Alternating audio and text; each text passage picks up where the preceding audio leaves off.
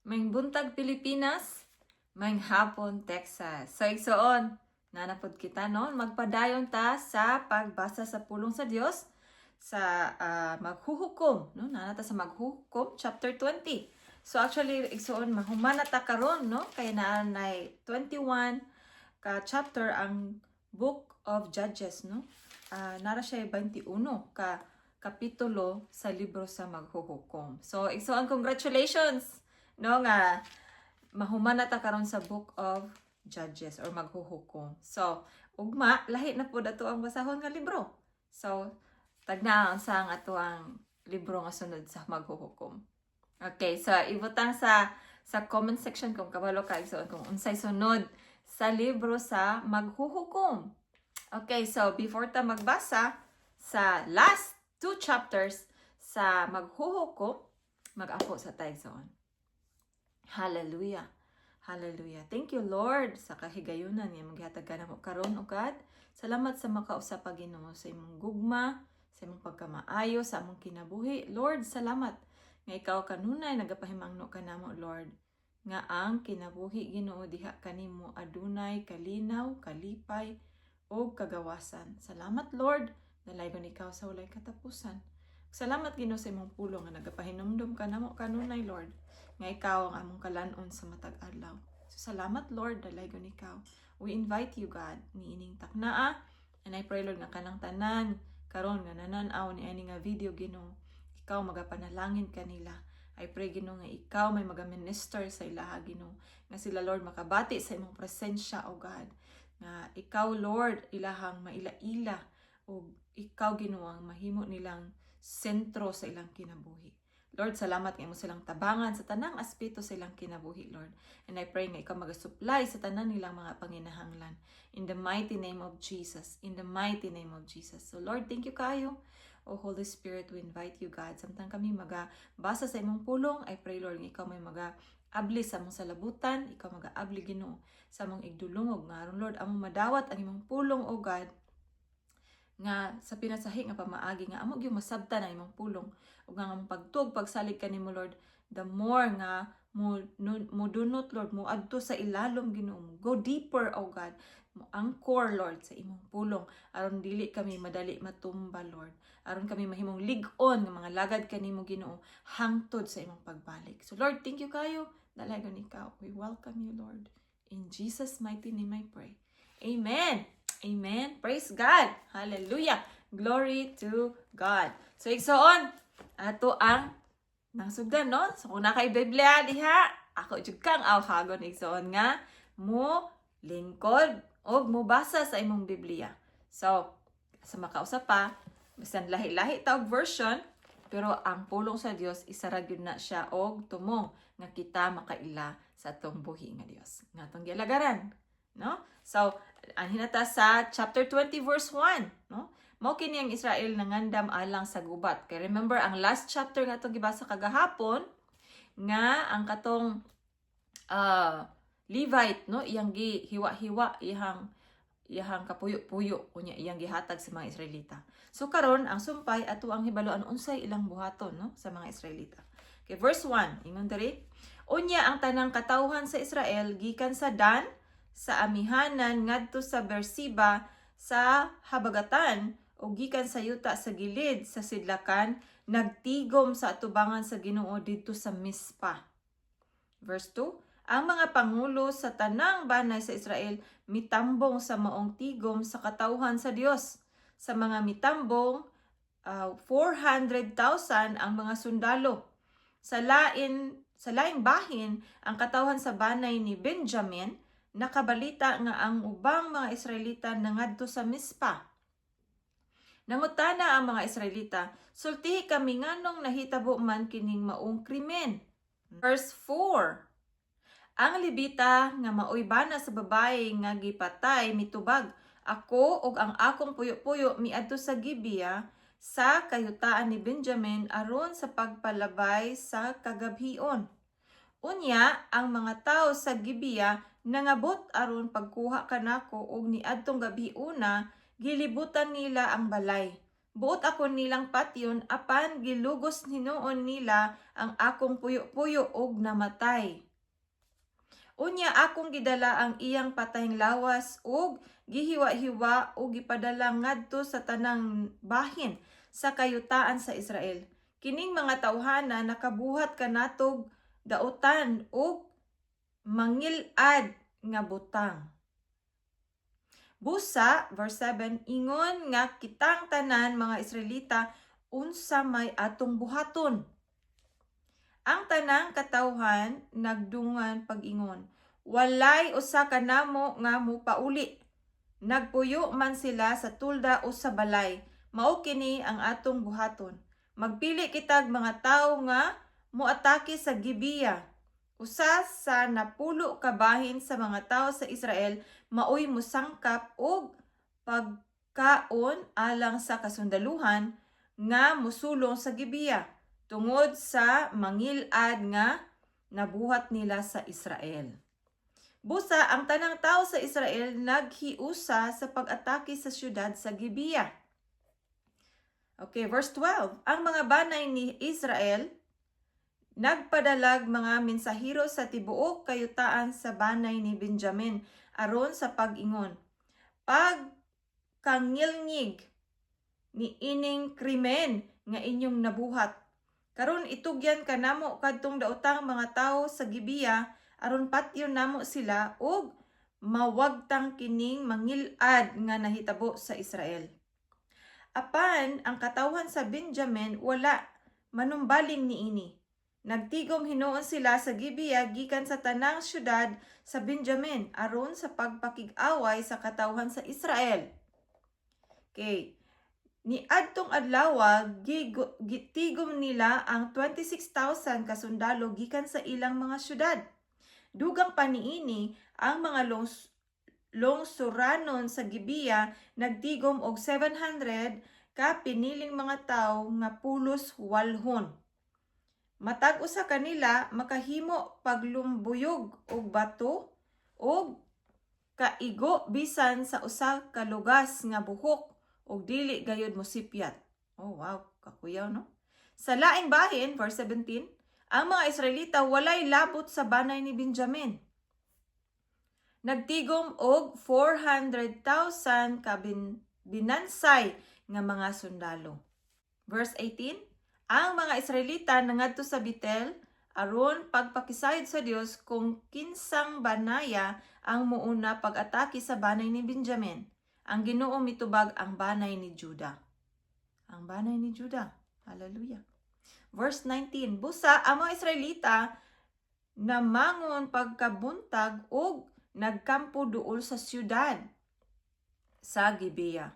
Nangadto sila aron sa pagpakig-away sa banay ni Benjamin ug gipahimutang nila ang mga sundalo at bang sa syudad. Ang kasundaluhan ni Benjamin nanggula sa syudad ug sa wala pa masalop ang adlaw nakapatay sila 22,000 ka sundalong mga Israelita. Ang katawhan sa Israel nangadto na usab sa Betel ug nangalipuyo sa atubangan sa Ginoo hangtod pagkagabi.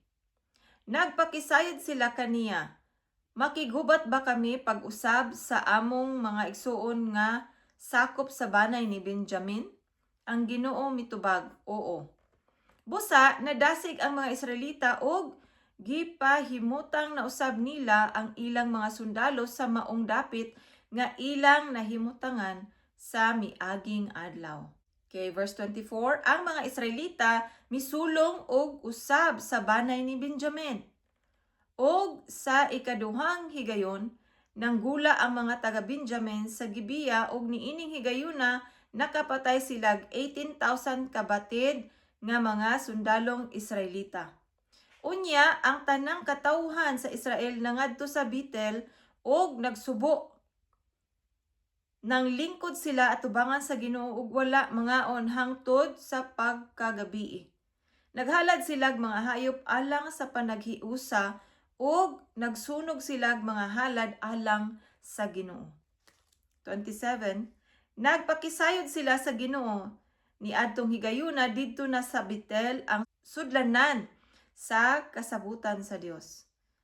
Ang nag-atiman niini mao si Pinihas nga anak ni Eleazar nga anak ni Aaron. Nangutana sila, makig-away pa ba kami sa among mga igsuon nga sakop sa banay ni Benjamin o dili na? Ang Ginoo miingon, gubatan ninyo sila kay ugma padag-on ko kamo batok kanila.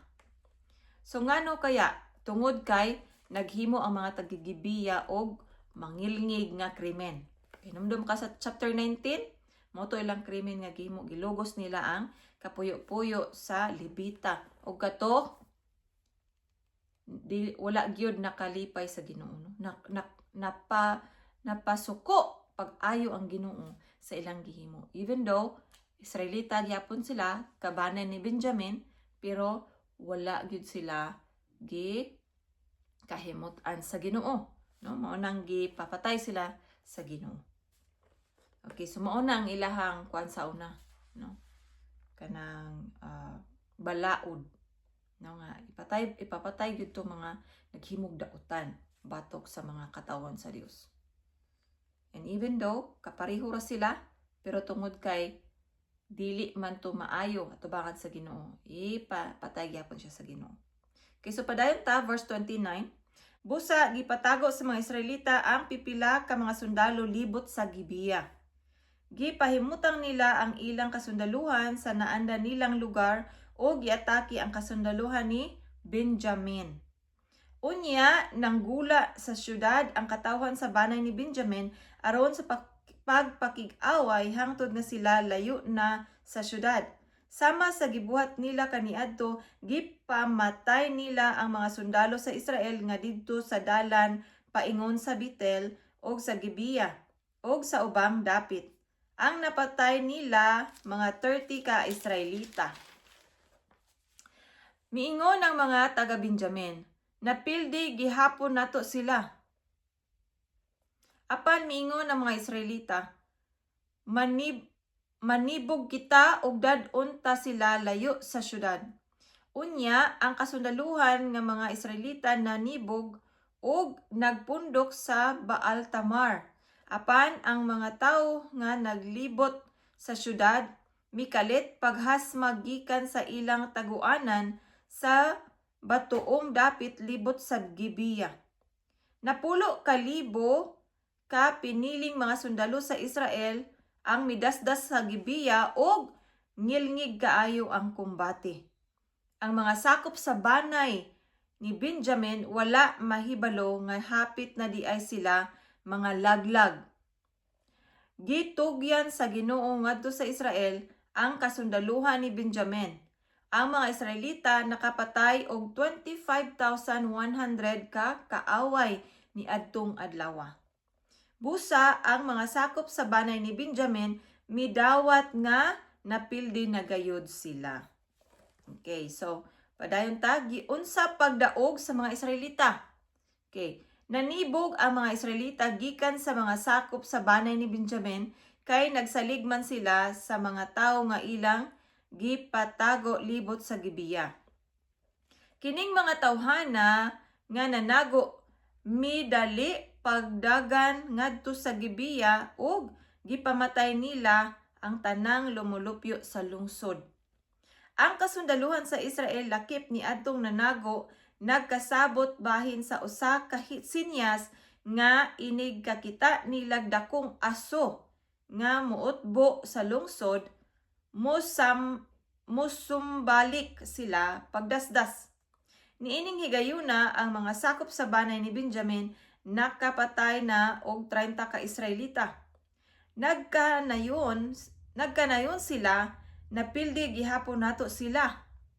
Unya, verse 40, nakita sa banay ni Benjamin ang usa ka dakong utbo sa aso ug natingala sila nganong nasunog man ang lungsod. Unya, misumbalik pagdasdas ang mga Israelita ug ang mga sakop sa banay ni Benjamin nangalisang kay nahibaluan naman nila nga hapit na sila mga laglag. 42. Misibog sila og nanagan paingon sa kamingawan apan naapsan sila.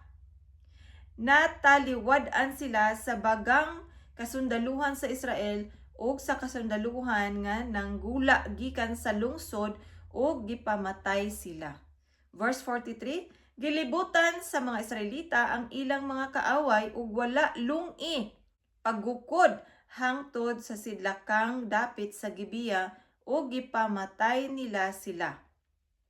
Mga 18,000 kalabing maayong mga sundalo sa Benjamin ang nangamatay. Ang uban miikyas ug nanagan paingon sa kamingawan ngadto sa mga pangpang nga bato sa Rimon. Mga 5,000 kanila ang napatay diha sa kadalanan. Gigukod sa mga Israelita ang uban ngadto sa Gidom ug nakapatay pagayod silag 2,000 ka tawo. Ang tanan nga napatay sa Israel sa mga sakop sa banay ni Benjamin mikabat og mga 25,000 ka maisog nga mga sundalo. Apan may 600 ka nakaikyas ngadto sa kamingawan sa bato sa Rimon ug nagpabilin didto sulod sa 4 ka bulan. Unya namalik ang mga Israelita og gisulong ang nahibiling mga sakop sa banay ni Benjamin o gipamatay silang tanan, lakip ang mga mananap. Gipangsunog nila ang tanang lungsod ni adtong dapita. Subot pasabot ang banay ni Benjamin nahurot, no? Kay gipamatay sila tanan tungod sa ilang gihimo nga krimen sa puyo-puyo sa Libita nga batanon, no? So maot kadto ang chapter 20 igsoon. So, atong padayonon ang chapter 21, ang last chapter sa libro sa maghuhukom. Okay, so itong humanon. Thank you, Lord. Giuluhan kini og ang mga asawa sa mga sakop sa banay ni Benjamin. Oh, ang mga asawa. So, I think ang mga sundalo, mga kalalakihan lang ang gipatay. O, atong hibaluan, no? Say nahitabo. Chapter 21, verse 1. Okay. Ang mga Israelita nanumpa dito sa Mispa, dili gayud kita mutugot nga may sakop sa banay ni Benjamin nga mga sawa sa atong mga anak. Oh. Unya, nangadto sila sa Betel og nang lingkod dito sa atubangan sa Dios hangtod sa gabii og nang hilak pag-ayo. Mingon sila, o Ginoo, Dios sa Israel, nganong nahitabo man kini nga mawala ang usa ka banay sa Israel? Sa pagkaugma, namangon silag sayo, ug nagtukod silag halaran didto.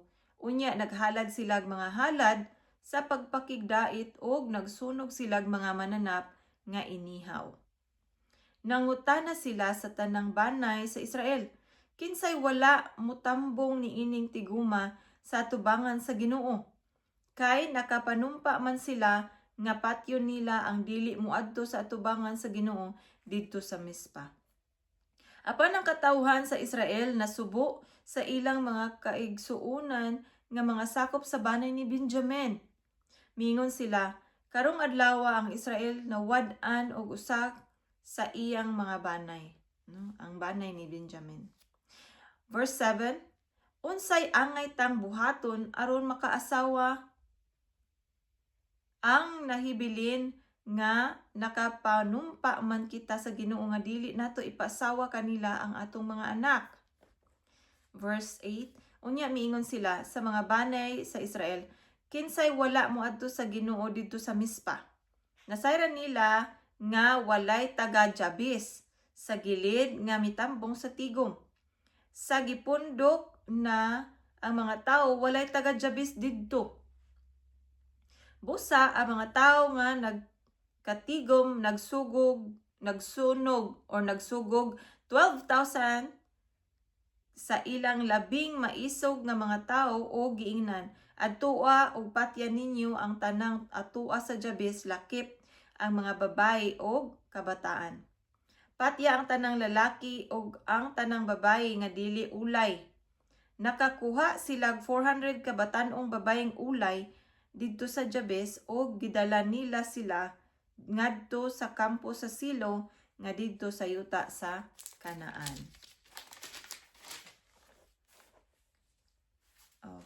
Kanaan. Okay. Og verse 13. Okay. Verse 13, unya ang mga tawo nga nagkatigom, nagpadalag mensahe ngadto sa mga sakop sa banay ni Benjamin nga didto sa mga pangpang nga bato sa Rimon, og mitanyag sila nga tapuson na ang gubat. Busa na mauli ang mga sakop sa banay ni Benjamin ug gihatag sa mga Israelita ngadto kanila ang mga babaye nga gikan sa Jabes nga wala nila patya, apan kulang pa ang mga babaye. Nasubo ang katawhan alang sa mga sakop sa banay ni Benjamin tungod kay gibungkag man sa Ginoo ang panaghiusa sa mga banay sa Israel. Busa ang mga pangulo sa katawhan nga nagkatigom miingon, wala nay babay sa banay ni Benjamin. Unsa may angay tang buhaton aron may maasawa kadtong mga lalaki nga nahibilin. Kinahanglang dili mawala sa Israel ang usa sa iyang 12 ka banay. Mangita kitag paagi nga mabuhi ang banay ni Benjamin. Apan dili kita makatugot nga pangasaw-on nila ang atong mga anak. Mingon sila niini tungod kay ang katawhan sa Israel nanumpa man nga tunglohon nila ang mutugot nga pangasaw-on ang iyang anak sa kaliwat ni Benjamin. Okay, so verse 19. Busa miingon sila ang tinuig nga kasaulugan sa Ginoo didto sa Silo himuon sa dili madugay. Ang Silo atoa sa amihanan sa Bitel, habagatan sa Libuna ug sidlakan sa dalan tunga-tunga sa Bitel ug Sikem. Giingnan nila ang mga kaliwat ni Benjamin, lakaw panago kamo sa kaparasan ug pagbantay inig panggula sa mga kababayin-an sa Silo aron sa pagsayaw panahon sa kasaulugan, panggula kamo sa kaparasan. Dakpan ninyo sila og dad-a sa kayutaan ni Benjamin. Kung moreklamo kanamo ang ilang amahan o mga igsuong lalaki, amo silang ingnon, tuguti lang sila sa pagpangasawa sa inyong mga anak kay wala man nila kuhaa ang inyong mga anak pinaagi sa gubat ug wala usab ninyo ipaasawa sila sa inyong kaugalingong kabubuton. Busa wala kamo makalapas sa inyong gisaad. Gibuhat kini sa mga sakop sa banay ni Benjamin. Tagsa-tagsa kanila nagpilig ilang maasawa gikan sa mga babaye nga nagsayaw og ilang gidagit. Unya na mauli sila sa ilang dapit og gitukod nila pag-usab ang ilang lungsod og namuyo didto. Nakauli usab ang mga Israelita ngadto sa tagsa-tagsa nila kabanay og panimalay og sa ilang katigayunan. Okay, verse 25, last verse. Walay hari sa Israel ni adtong panahona, ang tagsa-tagsa nagbuhat sumala sa iyang gusto. So, igsuon mao kadto ang chapter 20 and 21, no? Ang last chapter sa maghuhukom. So, sa makausap pa igsuon, congratulations nga imo kong giubanan, no? Nga nakaabot na gyud ta, nahumanan nato ang chapter 21 sa maghuhukom, which is the last chapter. So, ugma puhon igsuon, abangan, no? Lahi na usab nga libro ang atong pagatun-an. So, salamat kay igsuon sa imong pakigkuyog kanako og dalaygo ng atong buhi nga Dios nga kanunay naghatag kanatog kusog nga magpadayon gyud tang mga lagad kaniya. So, igsuon, ang panalangin sa Dios dawata. Karong adlaw ang Dios magapanalangin kanimo sa panalangin nga pinasahi. Dalaygo ng atong buhi nga Dios. Salamat kaayo.